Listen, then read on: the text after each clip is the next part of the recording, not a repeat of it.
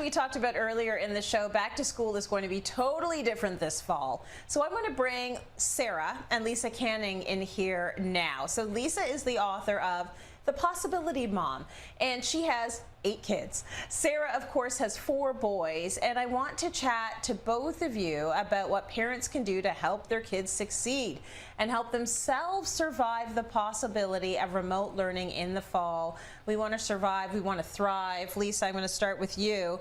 You say off the bat, it may be helpful to have a mindset that says, we can do this, we can do this. I can help my kid with my kids' education. Why is that important? I just think that anything we focus on is going to expand. So if we go into the new year saying, there's no way I can do this, oh my gosh, it's going to be so hard, our brain's going to simply just look for that as our reality. But instead, if we can say, this is different, this is new, I'm a person who can do hard things, and learn the skills, but the skills have to begin with a mindset. It really is everything.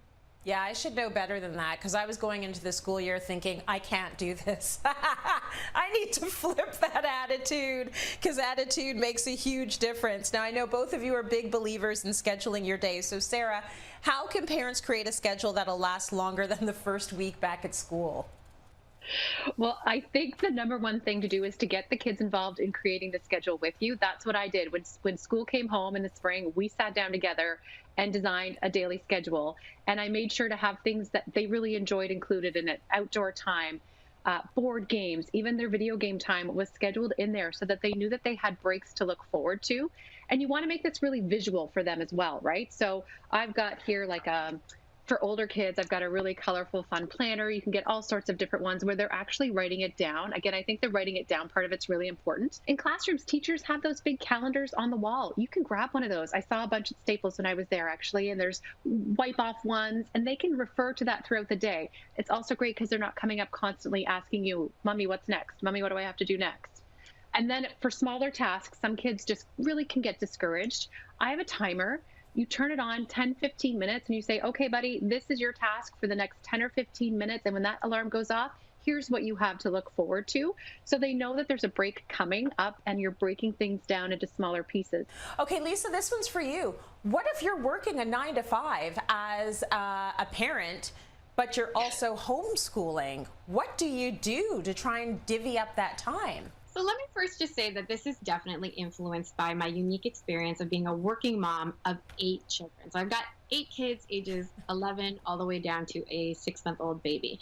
And so if I tried to do everything myself, it just would not work. I've had to get very good at delegating and being strategic about what are the skills that, number one, really only require you. And let's say for whatever reason, your job is the kind of job where you really do need to be the one doing everything. So you have to be present from 9 to 5. Let's apply that same principle of delegation to our home life.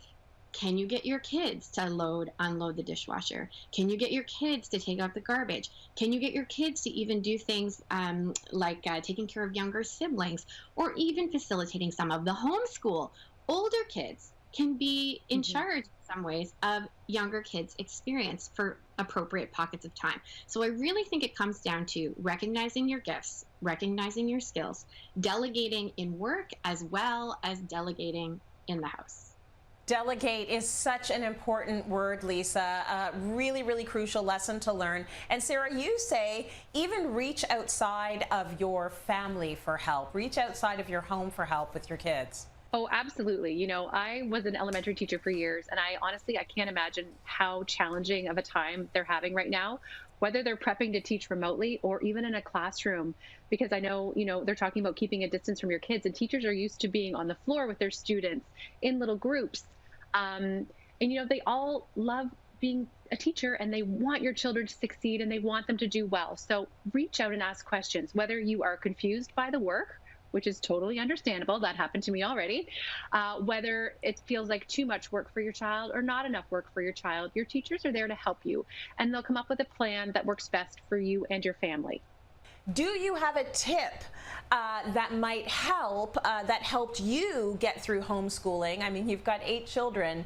You probably have some keys to wisdom there, Lisa. Let's just be very frank. There is a power struggle in being a parent and being an educator. And so if we can keep connection as a daily, almost like metronome pulse in the day, we're going to succeed. Wise, wise words. Thanks to both of you. Incredible tips. Thanks, Sarah and Lisa.